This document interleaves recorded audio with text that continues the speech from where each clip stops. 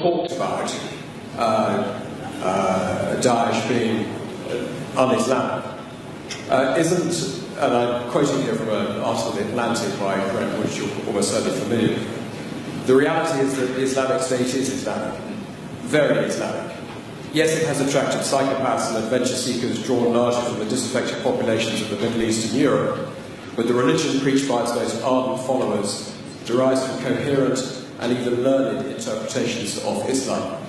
And the article obviously goes on to advise us to base our strategy on countering Daesh with that understanding in its heart, and I invite you to comment on it. Every religion has perverts and psychopaths who try to hijack it. ISIS is as much Islamic as the KKK is Christian. Don't they have a cross? Don't they do everything in the name of religion and Christ? Don't they believe that Christ compels them to lynch and kill people of African descent? Can one really say that the KKK is a Christian organization? There are other groups that one can point to. There are other massacres that were committed in the name of keeping certain countries or regions clear of non-Christians. There are people like this also in the Jewish faith that have nothing to do with Judaism. There are people like this in the Hindu faith that have nothing to do with Hinduism. For anyone to argue that Daesh is Islamic is preposterous. In the Islamic faith, the Quran reveals that you have your faith and I have my faith. And you're free to practice your faith and I'm free to practice mine. What greater sign of tolerance and acceptance do you have than this? In the Islamic faith it says, he who kills an innocent soul is as if he has killed all of humanity. And he who saves an innocent soul is as if he saved all of humanity. What better example of compassion and mercy do you have than this?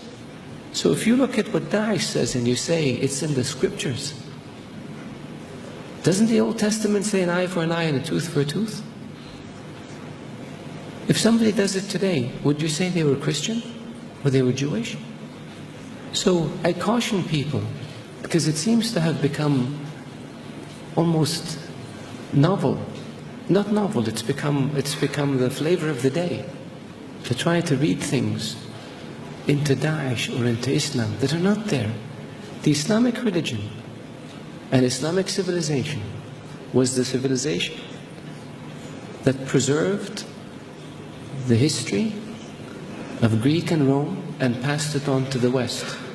Western civilization would not exist without the Islamic Arab civilization.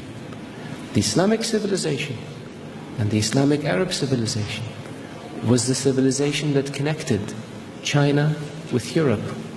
So it was global. The point I made early on about being an intermediate civilization, this is what I mean. So if Islam was intolerant and Daesh represented Islam, would Islam have preserved Aristotle and Socrates and passed it on to the West?